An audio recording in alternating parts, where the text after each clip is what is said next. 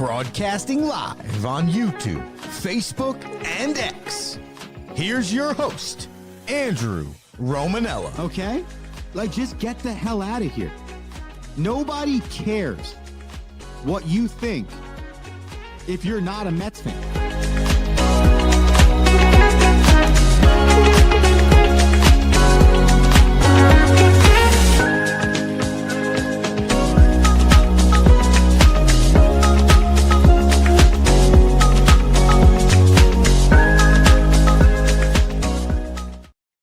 What's going on, everybody? Welcome into a Monday evening edition of The Rome Show here, broadcasting live on YouTube, Twitter X, Instagram, and Facebook. I am your host, Andrew Romanella, getting you ready for a two-pack of Monday Night Football. Tonight, the New York Jetropolitans take off against the Miami Dolphins, 2 0-3 football teams looking for their first win on the year.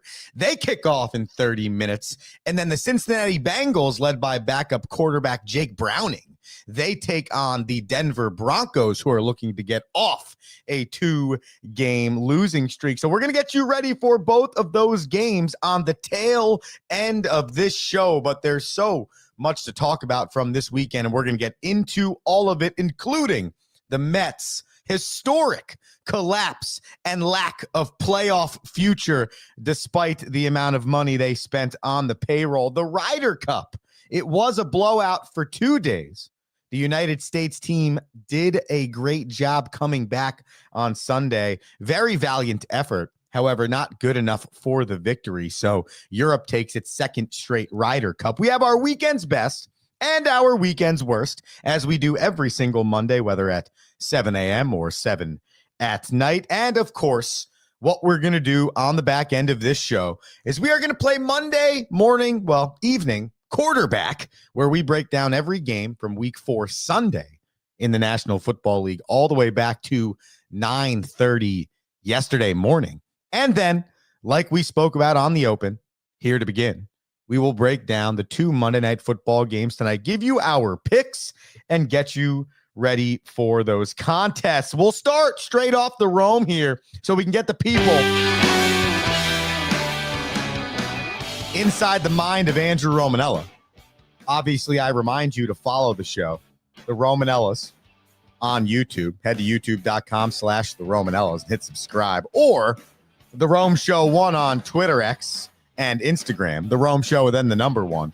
Facebook.com/The Rome Show. The Rome Show podcasts, wherever you get your podcasts. The New York Metropolitans. Oh, my God. It's a little bit less of that and a little bit more of this. And I'm not here to necessarily rip on the New York Mets, though their organization, their players, their front office, everything that has led to the New York Metropolitans not making the postseason this year does deserve to be ripped. But I am here to speak directly to the New York Mets fan that wanted to chirp so badly in May, in June, even in July, about how the Mets were so great, how the Mets were better than the Yankees, how the Mets were going to be so good, right? And at one point in time, record-wise, they were the best team in Major League Baseball. But what we have learned here today, ladies and gentlemen, what we have learned from the 2025 New York Metropolitans is that in the game of baseball, you can never, ever, ever talk about your team to other teams, to other fans, to other people. Because the talking doesn't work. It doesn't work. And the game of baseball, somehow, some way, finds a way to stick it to the fan base, to the team that chirps the most, that opens their mouths the loudest when nothing that important is on the line to win. Baseball's a long season, man. Early February pitchers and catchers report. We are breaking down whether or not our team can get to this point from the beginning of February. Okay? This is a sport that lasts 9 months. And as we have learned, thank you, Cincinnati Reds. Thank you, Cleveland Indians. Thank you, New York Metropolitans and Detroit Tigers.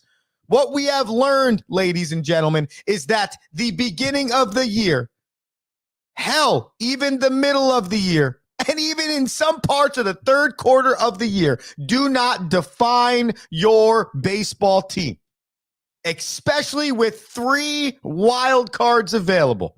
And the New York Mets fan that wanted to chirp, chirpity chirp.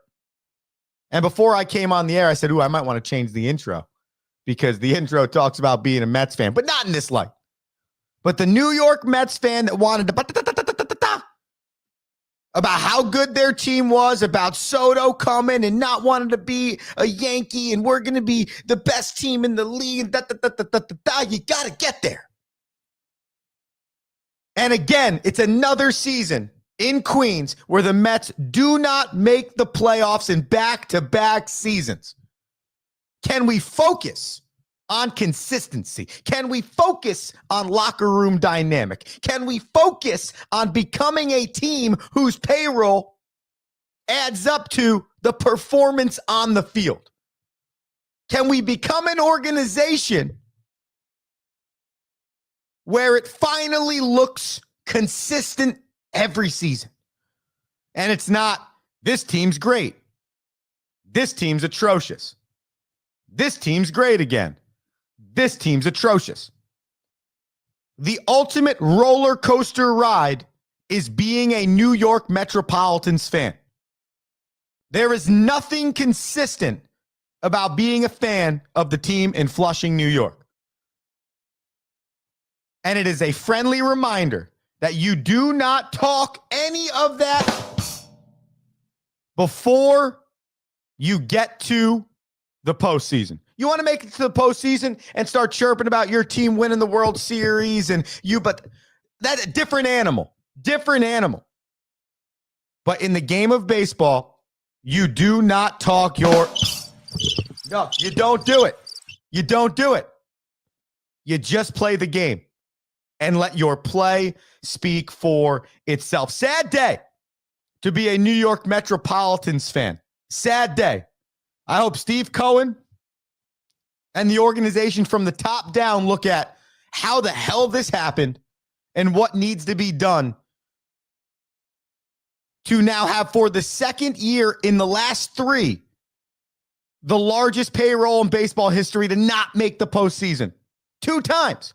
A team in the history of baseball that have over a $330 million payroll not made the postseason. The New York Mets this year and the New York Mets in 2023. You got feelings on the New York Mets? Head to youtube.com/the Romanellas. youtube.com/the Romanellas. And when you're hitting subscribe and you're watching this show live on YouTube, you can comment live as well. You can do the same on Twitter X.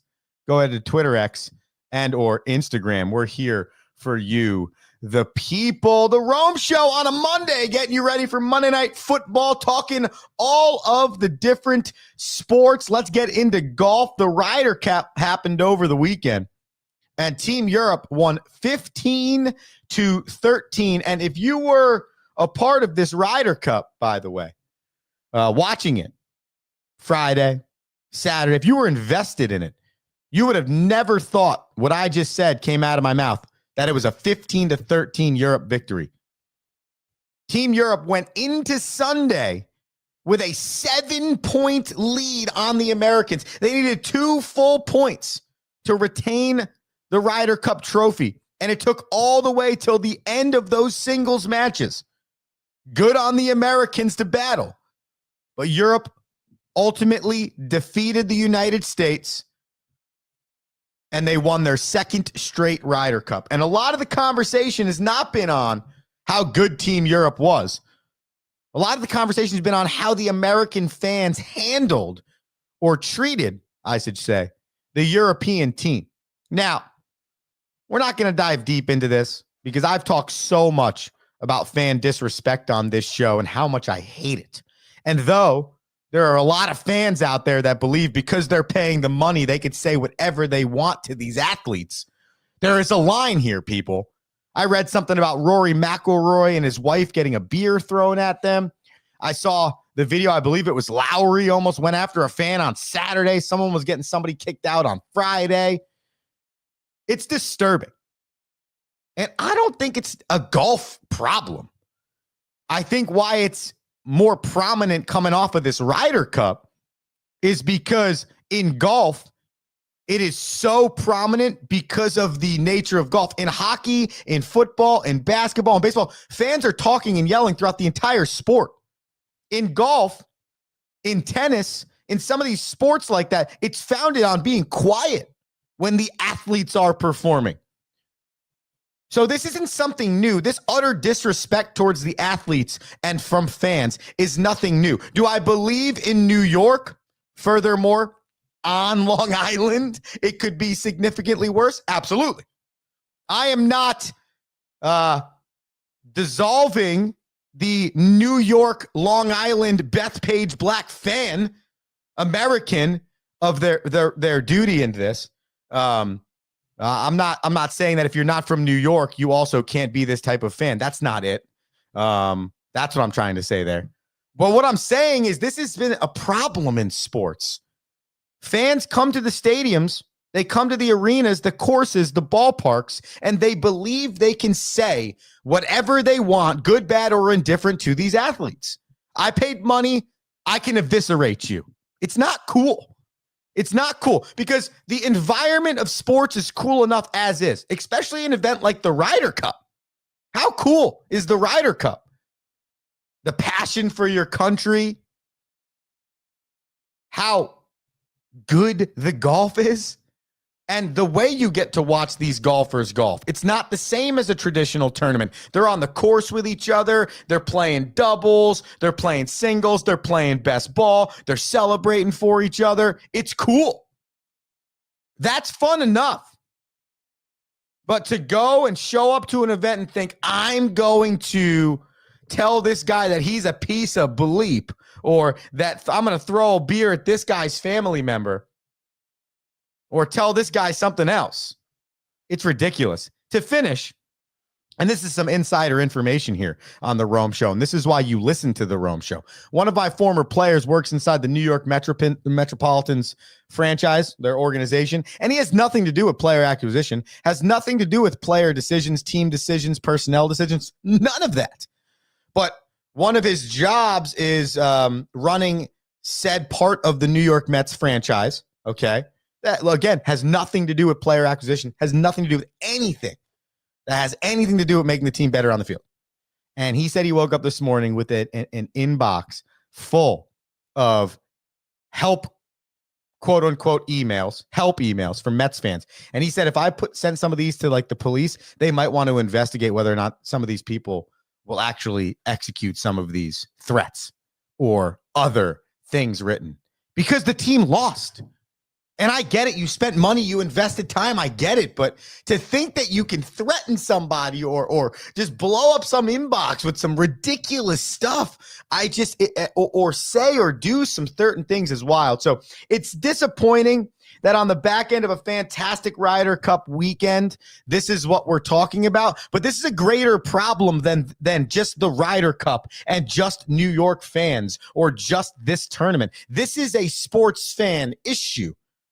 And this is not something new. Sports fans, especially recently, but probably forever, have been doing these things and saying these things towards athletes. Now it's just different. Athletes are ready to clap back and make sure that those fans don't get to say and do whatever they want, which I agree with, by the way. Check this out. This is Luke Donald, the captain of the European Ryder Cup team, on your screen right now. How about this dominance of the Ryder Cup by Luke Donald? First 4 times as a player, taking away back-to-back championship Ryder Cup trophies, twice as a player, And now as the captain of the team, if I was Keegan Bradley, if I was the United States Ryder Cup team, if I was anybody associated with USA Ryder Cup golf, I would study this man and his last 22 years of Ryder Cup competition and existence in the game, because he has figured something out with his European team and this tournament, and it is working. Final thought on the United States Ryder Cup: we got to choose our team differently, okay? 11 of the 12 golfers in this year's Ryder Cup for Europe competed in the 2023 Ryder Cup. Why are we not doing the same for the United States team? Why do we do this depending on who's playing better and yada da da da da da? No. Let's go with like every other sport in our country. When we choose the United States team, we go out and we choose the best players to win for us. Am I missing something? And I could be, by the way. All right. So the Rome Show 1 on Twitter X or Instagram. Comment, DM, let me know if I'm missing something here. But can we not just handpick our team? Does it have to be this stupid set of rules that chooses these certain guys and then we get captain's picks? I could be crazy, but whatever Europe's doing seems like it's working. So maybe we should look into adjusting our model. We're not going to adjust our model here on the Rome Show. We've been having some Monday nights recently, and it's been a lot of fun getting you ready for Monday Night Football. We're going to take a quick commercial break, come back, and it's going to be weekend best, weekend worse, and some more stuff, which we hope you're ready for here on the Rome Show. Andrew Romanella back after this.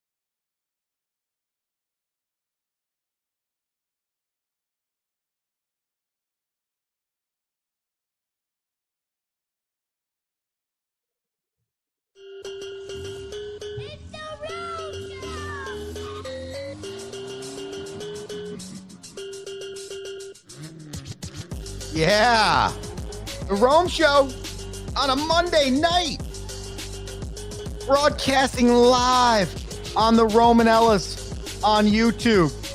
The Rome Show 1, Twitter X, Instagram, the Rome Show on Facebook. Hope you're having a blast, because I am. Andrew Romanella here with you for another 15 minutes or so. We got Monday Night Football in about 13 minutes. Hoping we're your new Monday Night Football pregame show. Just because we're getting you ready for Monday Night Football does not mean that we are only talking football here on the Rome Show. We like to break it all down, as you know, if you're an avid listener of the show. If you're not, tell a friend, share with a friend, have a friend subscribe, have them follow us on social media, send them the Rome Show podcast wherever you listen to podcasts. Just get us in their ear, and we can hopefully make them their daily sports show. Let's go ahead and pop some tunes on here, and let's get going with our weekend's worst and our weekend's best. Let's start first with the worst of the weekend. Ladies and gentlemen, that's going to go to James Franklin and Penn State football. Now listen, I am not here to beat a horse while it's down. Okay, that's not what I'm trying to do here.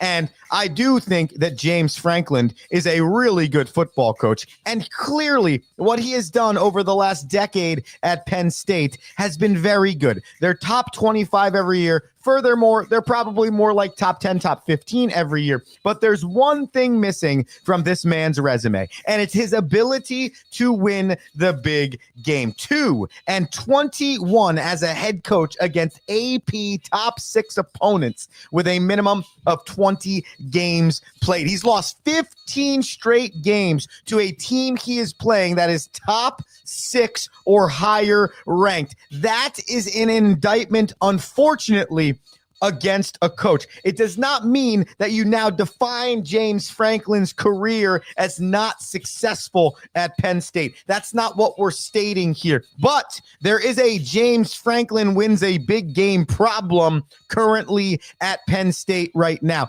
And the only way you can shut those doubters up is if you win one of those big games. So my weekend worst goes to James Franklin. And again, as a coach myself, I understand. You could do everything in your power to prepare for those games. You can believe you have the best game plan. You can believe your team is the most ready. But unfortunately, it still comes down to the players and how the players will perform. And unfortunately for Penn State, in those big games against top 6 opponents, under James Franklin, it is not going the way of the Nittany Lions. James Franklin, Penn State, my weekend's worst. No surprise here, ladies and gentlemen. Let's get to our weekend's best, and we're going to the Meadowlands for the New York Football Giants and Jackson Dart. Now, we cannot give the New York Football Giants the weekend's best fully because of, sadly, the torn ACL on number 1 wide receiver Malik Neighbors. He's out for the rest of the season. So though it should have been a glorious day for the first time in what feels like a long time for the New York Football Giants fan base, it fully wasn't. But let's focus on the positive if you're a Giants fan. Jackson Dart is the real deal. Go back to a Rome Show podcast, wherever you listen to your podcast. Go back to a Rome Show we had a few weeks ago. I would say second preseason game after the Giants had played. Jackson Dart looked elite. And I came on these airwaves and I said, in 2030, the starting quarterback for the New York Football Giants will be Jackson Dart. Why is that an important date? Because that's beyond his rookie contract. That's beyond the, have we given him a chance to be Daniel Jones? Now he's in Indianapolis. Is he Sam Darnold, or is now he the Seahawks quarterback? That is that time period. And Jackson Dart, through one game, I get it. This isn't Hot Take Central over here on the Rome Show, but 13 of 20, 165 yards, and 2 TDs for the New York Football Giants. He also ran a touchdown in and orchestrated an 80-plus yard drive on his first drive as the quarterback of the New York Football Giants. He looked all of everything you want. 54 yards on the ground, 10 carries, all of everything you want. Along with his buddy Cam Scatabo, the future is bright for the New York Giants. You gotta get Malik Neighbors back to who Malik Neighbors is after this ACL. Next year, you'll see the full, true iteration of the New York Football Giants in full health. But for now, they are the Rome Show weekend's best. We're going to break down Monday Night Football. Give me 27 seconds, and we do it on the Rome Show. Back after this.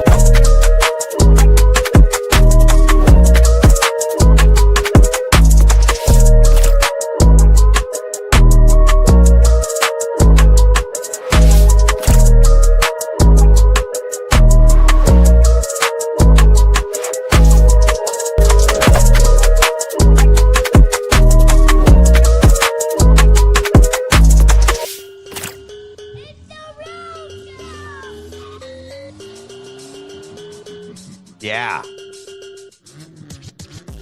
We're back. Quick commercial break. Need to remind the people that they should advertise with the Rome Show. Hit us up, DM us, whatever the case is, if you want to be a part of the Rome Show advertising team. Let's get into a little Monday morning. Well, I guess we can call it evening, but it's Monday morning quarterback because it's happening the day after the football ends, and we break down every game that happened on Sunday. Here we go, ladies and gentlemen. We start across the pond in Dublin, Ireland. The Steelers, they defeat the Vikings 24-21 for the second straight week. The Steelers had to fend off a late comeback and scored 15 points in the fourth quarter. Carson Wentz looked like Carson Wentz. 2 turnovers, not great. Not a good running game for the Vikings, only 70 yards on the ground in 20 carries. Big day for Justin Jefferson, 126 yards. Receiving Jordan Addison, 114 for Pittsburgh. A. Rodgers did what he needed to do, not turn the football over. Kenny Gainwell, career high 99 yards on the ground for the Steelers, who looked and clearly wanted to use the run game. 131 rushing yards for the Steelers. Best game for DK Metcalf in the black and gold. 5 receptions, 120 yards, and 1 touchdown. The Steelers improved to 3-1. Vikings 2-2. Commanders, they lose to the Falcons 34-27. Bijan Robinson continues to dominate, leads the NFL total yards from scrimmage through 4 games. Had a couple touchdowns in this one. Michael Penix Jr., the Falcons offense, they respond after being blanked to the Carolina Panthers. 2-2 the Falcons, 2-2 the Commanders. Let's see if Jaden Daniels comes back next week. Arguably the best game for the Saints so far this season. They lost to the Bills, though, 31-19 to drop to 0-4. Spencer Rattler throwing some nice stuff as the quarterback of the Saints, but they clearly don't have enough to fully compete this season. The Bills, they improved to 4-0. Josh Allen is just a dude. There's no way around it. Love watching him play football. 1 TD on the ground, 2 TDs through the air. Great day for James Cook, 117 and 1 TD. The Bills, they pretty much already won the AFC East. The Lions, 34. The Browns, 10. Jahmyr Gibbs, he rushed for 91 yards this game against the Browns. In the last 3 games combined, there has been no other running backs combined to rush for 91 yards against the Browns. Good day for the Lions. Amon-Ra St. Brown, 2 touchdowns. The Lions improved to 3-1. Remember when we were all worried after week 1? I don't. That's what happened. Week 1's a liar. The Pats, they put a hurting on the Panthers, 42-13. Drake May, 2 touchdowns. Stephon Diggs, over 100 yards. Yeah, do you remember Stephon Diggs? He's a New England Patriot. How about them apples? Hunter Henry, he had 2 catches, 39 yards, and a big touchdown for the Patriots. They had a huge second quarter, 41 points in the second quarter. It looks like the Mike Babel experiment is working out in New England. The Giants, we already talked about, 21. Chargers, 18. 0-3 Giants beat the 3-0 Chargers. How about that for Jackson Dart's debut? Bad day. Justin Herbert, 2 bad turnovers. That Chargers team just didn't look good the entire day. Giants defense, 2 interceptions, 12 tackles for losses, I believe, in this game. They were performing dominant in that contest. Eagles 4-0, 31-25 over the Buccaneers. Baker Mayfield had arguably his worst turnover I've seen in a minute. The Bucs, they always battle. They were down big in this game, 24-6 at one point. They came back, but the Eagles held them off. The Eagles, their offense has some question marks, but their defense, their special teams, really good. That's the heartbeat of that team as they are undefeated. The Texans, they win their first game of the year. They beat the Titans 26-0. Cam Ward called the Titans. Yeah, he said that they were complete.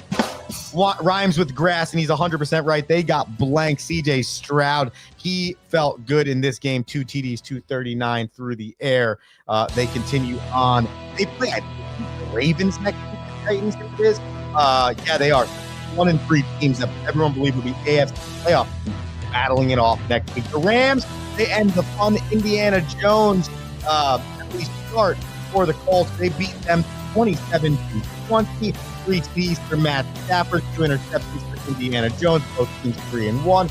The Jags, they fend off the 49ers 26-21. Liam Cohen and Robert Salah, their interaction after this game was arguably more entertaining than the game itself. But Liam Cohen's got the Jacksonville Jaguars at 3-1.